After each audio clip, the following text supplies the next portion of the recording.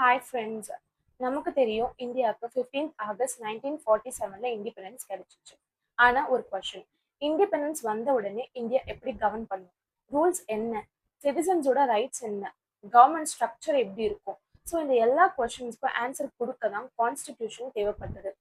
இப்போ கான்ஸ்டிடியூஷன் யார் ப்ரிப்பேர் பண்ணாங்க? அதுக்கு தான் கான்ஸ்டிடியூயன்ட் அசம்பிளி ஃபார்ம் பண்ணாங்க. சிம்பிள் எக்ஸாம்பிள் பார்க்கலாம். இமேஜின் நீங்க ஒரு புது ஸ்கூல் ஸ்டார்ட் பண்றீங்க. ஸ்கூலுக்கு ரூல்ஸ் வேணும்ல, யூனிஃபார்ம் என்ன, டைமிங்ஸ் என்ன, எக்ஸாம்ஸ் எப்படி கண்டக்ட் பண்ணணும், டீச்சர்ஸோட ரெஸ்பான்சிபிலிட்டிஸ் என்ன. ஸோ இந்த ரூல்ஸ் டிசைட் பண்ண ஒரு கமிட்டி ஃபார்ம் பண்ணுவீங்க. அதே மாதிரி தான் இந்தியா இண்டிபெண்டன்ட் கண்ட்ரி ஆன அப்புறம் கான்ஸ்டிடியூஷன் ப்ரிப்பேர் பண்ண கான்ஸ்டிடியூயன்ட் அசம்பிளி கிரியேட் பண்ணாங்க. கான்ஸ்டிடியூயன்ட் அசம்பிளினா என்ன?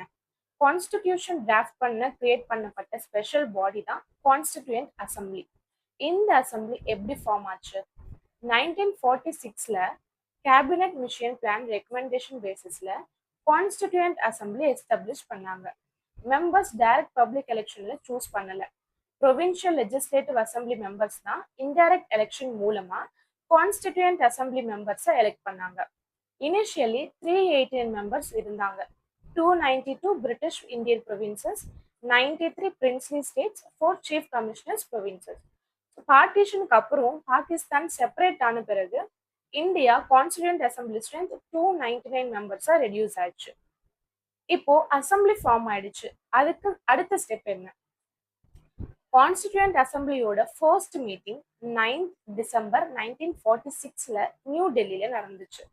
இந்த ஃபர்ஸ்ட் மீட்டிங்ல டாக்டர் சச்சிதானந்த சின்ஹா டெம்பரரி பிரசிடென்ட்டா அப்பாயிண்ட் பண்ணப்பட்டாரு. 2 நாள் கழிச்சு, அதாவது 11th டிசம்பர் 1946ல டாக்டர் ராஜேந்திர பிரசாத் வந்து பெர்மனன்ட் பிரசிடென்ட்டா எலெக்ட் பண்ணப்பட்டாரு. அப்புறம் கான்ஸ்டிடியூஷன் ப்ரிப்பேர் பண்ண பல கமிட்டிஸ் ஃபார்ம் பண்ணாங்க. ஆனா எல்லாத்தையும் விட முக்கியமான கமிட்டி எதுன்னா டிராஃப்டிங் கமிட்டி. ஸோ இந்த கமிட்டி 29th ஆகஸ்ட் 1947ல எஸ்டாப்ளிஷ் பண்ணாங்க. சேர்மனா டாக்டர் B.R. அம்பேத்கர் வந்து அப்பாயிண்ட் பண்ணப்பட்டாரு. அதனாலதான் அவரை chief architect of the Indian constitution அப்படின்னு அழைக்கிறோம். இப்போ ஒரு காமன் மிஸ்கன்செப்ஷன் இருக்கு. டாக்டர் அம்பேத்கர் ஒருத்தர் மட்டும் கான்ஸ்டிடியூஷன் எழுதினாரா? இல்ல. டிராஃப்டிங் கமிட்டில 7 மெம்பர்ஸ் இருந்தாங்க.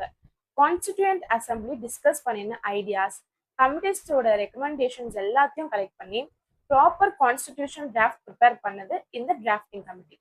கான்ஸ்டிடியூஷன் ஒரே நாள்ல எழுதப்படல. இந்த ப்ராசஸ்க்கு 2 years 11 months 18 days எடுத்துச்சு. கான்ஸ்டிடியூயன்ட் அசம்பிளி 11 செஷன்ஸா கண்டக்ட் பண்ணாங்க.